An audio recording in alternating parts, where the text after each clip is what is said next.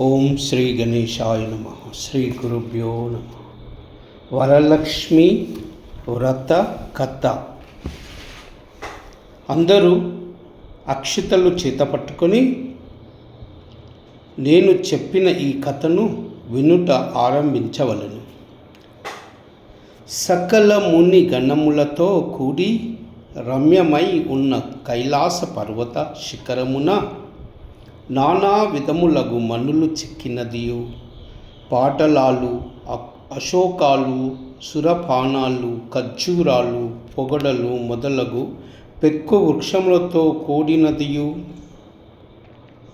కుబేరుడు, వరుణుడు, ఇంద్రుడు మొదలగు దిక్పాలకులను, నారదుడు, అగస్త్యుడు, వాల్మీకి, పరాశరుడు మొదలగు ఋషులకు ఉండు కల్పవృక్షము చేరువ రత్నమయమైన సింహాసమునందు ఇంపుగా కూర్చుండి జనులకు సుఖాలను కలిగించువాడైన శంకరుని చూచి పార్వతీదేవి కడ మదము నొంది సకల లోకాలు నేలుచూ సకల భూతాల యందు దయగలిగినట్టి ఓ నాదుడా, రహస్యమైనదియు పావనమైనదియు అగు ఒక శుభవ్రతము నాకు తెలుపుము అని లోకాల మేలు కోరినదై అడిగెను. అంతటా ఆ ఈశ్వరుడు పార్వతీతో ఇట్లు అనెను. ఓ పార్వతీ, వ్రతాలలోకెల్లా ఉత్తమమైన వ్రతము ఒకటి ఉన్నది. అది సకల సంపదలకు మూలమైనది. శీఘ్రముగా పుత్ర పౌత్రాదులను ఇచ్చునది. ఈ వ్రతము వరలక్ష్మీ వ్రతము అని అందురు. ఈ వ్రతమును శ్రావణ మాసమునందు పూర్ణిమకు ముందుగా వచ్చడి శుక్రవారము నాడు ఆచరించవలెను. ఓ పార్వతీ, వ్రతము చేసిన స్త్రీకి కలుగు పుణ్యఫలము చెప్పెదము వినుము అని పార్వతికి పరమేశ్వరుడు చెప్పగా, ఆ పార్వతీదేవి శంకరుని చూచి, నాథ, ఆ వ్రతము ఏ విధముగా చేయవలను? ఆ వ్రతమును చేయు విధములో ఏ దేవతను కొలువవలేను? ఆ వరలక్ష్మీ దేవి ఇంతకు ముందు ఎవరు ఆరాధించిరి? ఆమెను సంతోషపెట్టిరి అని అడుగగా ఈశ్వరుడు పార్వతీదేవితో ఇట్లు అనెను. ఓ దేవి, పావనమైన వరలక్ష్మీ వ్రత ప్రభావము చెప్పెద ఆలకింపుము. బంగారు ప్రాకారాలతోనూ బంగారుమయమగు పొడిండ్లతోనూ కూడి సకల భూషణములచే సింగారింపబడిన కుండినమను పేరుగల పట్టణము ఒకటి ఉండెను. ఆ పట్టణమందు చారుమతి అను పేరుగల బ్రాహ్మణ స్త్రీ ఒకటి ఉండెను. ఆమె భర్త యందు భక్తి కలిగి అత్తమామల శుశ్రూష సలుపుచుండెను.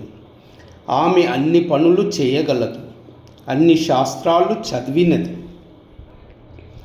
ఎల్లప్పుడూ ఇంపుగా మాట్లాడునది. నిర్మలమైన మనస్సు గల ఆ చారుమతీదేవికి లక్ష్మీదేవి స్వప్నమునందు ప్రత్యక్షమై, ఓ మంగళకరురాలా, రమ్ము, నీకు మేలయ్యడు. వరలక్ష్మీదేవి వచ్చినది. శ్రావణ మాసమున పున్నము కావచ్చు శుక్రవారమున నన్ను పూజించుము, నీకు కోరిన వరంబు ఒసంగెదను అని చెప్పగా, చారుమతీదేవి ఆ స్వప్నందే ఆ వరలక్ష్మీదేవిని ఎక్కువ సంతసముతో, జగముల కన్నతల్లివి, పుణ్యస్వరూపురాలు, శరణుజొచ్చిన వారిని కాపాడుదానవు, ముల్లోకాలచే కొనియాడదగిన దానవు, విష్ణువు యొక్క వక్షస్థలమునందు ఉండుదానవు. ఓ దేవీ, నీవెవని కటాక్షమున చూతువో ఆ మానవుడే పుణ్యాత్ముడు. అతడే సుగుణములతో కూడినవాడు, అతడే కొనియాడదగినవాడు, అతడే సుగుణములతో కూడినవాడు, అతడే ఆలుబిడ్డలు కలవాడు, అతడే శూరుడు, అతడే పండితుడు. ఓం హరిప్రియురాలా, ఇతరములైన పెక్కువేల జన్మలలో ఎంతో పుణ్యము చేసితును, అట్లు కాని ఎడల మీ పాదార విందముల దర్శనము నాకబ్బునా అని వరలక్ష్మీదేవిని బహువిధములుగా స్తోత్రము చేశాను. ఆ వరలక్ష్మీదేవియు ఆ చారుమతిచే స్తోత్రం చేయబడినదై ఆ చారుమతికి పెక్కు వరములను సంగి అంతర్ధానము అయ్యెను. చారుమతియు స్వప్నము నుంచి వచ్చిన పిమ్మట పరుండి నిద్రపోవక మేల్కుండి సూర్యోదయమైన తర్వాత తన స్వప్న వృత్తాంతమును తన బంధువులకు తెలిపెను. బంధువులను, చారుమతి, నీ స్వప్నము బాగుగా ఉన్నది, మంచిది, మనమందరము అలాగే చేయుదుము అని నిశ్చయించుకొని శ్రావణ పౌర్ణమికి ముందు వచ్చే శుక్రవారము ఎన్నడు వచ్చునా అని ఎదురు చూచుచుండిరి.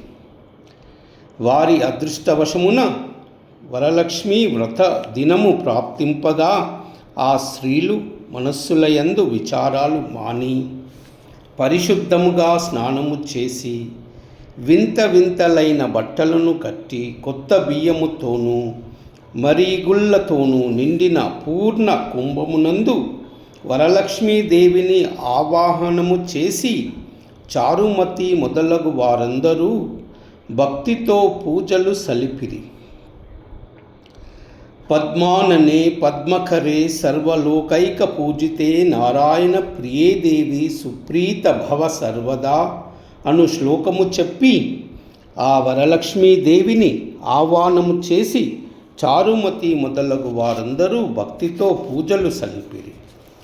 పద్మాసనే పద్మకరే సర్వలోకైక పూజితే నారాయణ ప్రియే దేవి సుప్రీత భవ సర్వదా అను శ్లోకము చెప్పి వరలక్ష్మీదేవిని ఆవాహనము చేసి మరియు కల్పమునందు చెప్పబడిన ప్రకారము షోడశోపచారాలు పూజలను చేసి కుడి హస్తమందు తోరమును కట్టుకొని నేతితో చేయబడిన భక్ష భోజ్య శోష్య లేహ్య పానీయాది సకల విధ పదార్థాలను నివేదన చేసి నిష్ఠగల ఒక ముసలి బ్రాహ్మణునకు 12 భక్షాలు దక్షిణ తాంబూలాదులతో వాయనమిచ్చి ఆ దేవి సన్నిధానమున తాము నివేదన చేసినట్టి భక్ష భోజ్య శోష్య లేయాది సకల పదార్థాలతో కూడిన అన్నమును తనివి తీరా భుజించిరి. ఆ తరువాత ఆ వరలక్ష్మీదేవి ప్రభావముననే చారుమతి మొదలగు స్త్రీలందరూ వరలక్ష్మీదేవి అనుగ్రహమున ముత్యములు మాణిక్యాలు గల హారాలను మెడనిండా ధరించిరి. కాళియందలను రవ్వలు చెక్కిన సొమ్ములను బడిసిరి. ఇట్లు కలిమియే కాక పుత్ర పౌత్రాదులను ధనధాన్య సమృద్ధి బడసి ఎల్లప్పుడూ అన్నదానముతోనూ బంధువుల పోషణ యందు మిక్కిలి శ్రద్ధ గలవారై చతురంగ బలాలచే నిండిన తమ తమ గృహాలకు చెనిరి.